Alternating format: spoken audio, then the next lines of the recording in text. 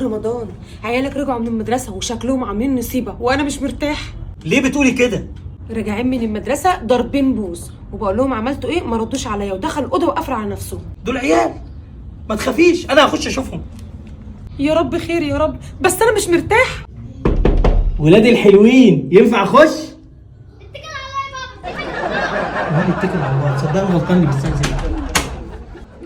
ايه ده؟ ايه اللي انت بتعملوه ده؟ ازاي تخش على اولادك من غير ما تخبط؟ بس انا فتحت الباب بصفة ابوكم. مش من حقك تقتحم خصوصياتنا الا لما نديك الاذن. اذن؟ ليه؟ هو انا داخل الامم المتحدة؟ انت عارف كم اب سبب لاولاده مشاكل نفسيه عشان بيتدخلوا في خصوصيتهم؟ لا ما اعرفش والله. اعذري يا زيزو، ما هو ابوك برضو عايز ياخد دروس في الاتيكيت. هو ليه انا حاسس ان انا قاعد في محاضرة في علم النفس؟ ما تخرجونيش بره الموضوع. امكم بتقولوا ان انتوا عاملين نصيبة. عاملين ايه؟ ايه يا بابا مفيش، لا ده بس فصلونا من المدرسه. اتفصلتوا؟ اتفصلتوا ازاي؟ عشان كلمه الحق، عشان الحريه. بس يا بابا قول انت يا ام نص لسان. بيتكلم صح يا بابا، عشان المبادئ والحريه والكرامه المدرسيه. كرامة مدرسية؟ انتوا بتجيبوا الكلام ده منين؟ شفته في برنامج في التلفزيون اللي كان بيقدمه معتز الشاش. معتز القشاش؟ وماله البرنامج بتاع احمد سوسة؟ احمد سوسه مين؟ اسكت اسكت، ما تعرفش حاجة. المهم ما تخرجنيش بره الموضوع. ايه سبب الرفض؟ اقول لك يا بابا، زيزو راح للمديره وطلب منها سواه ان البنت تقعد مع الولد في الديسك واحد.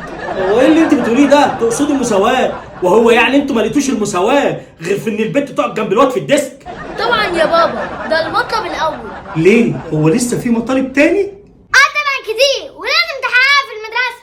هو انا موديكوا المدرسة ولا موديكوا رئاسة الوزراء؟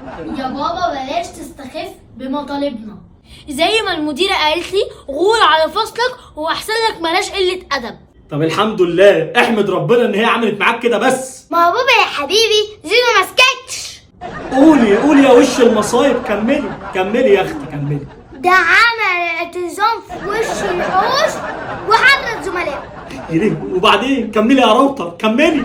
راحت المديره طردنا احنا الاتنين وطلبت الشرطه عشان تشوف افكارنا دي منين. يا حلاوه. وطبعا حضرتك قلت لهم بتتفرج على مين؟ لا ما حبيتش ادخل نفسي في مشاكل. طب جدع كويس ان انت قلت لهم كده. شاطر.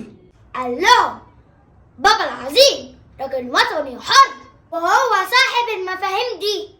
كبرت منك. قال لهم بابا العظيم وراجل وطني حر وصاحب مفاشيخ. صاحب مفاهيم. ما يفرقش. المهم عايز منكم طلب. قول يا بابا. اتفضل قول.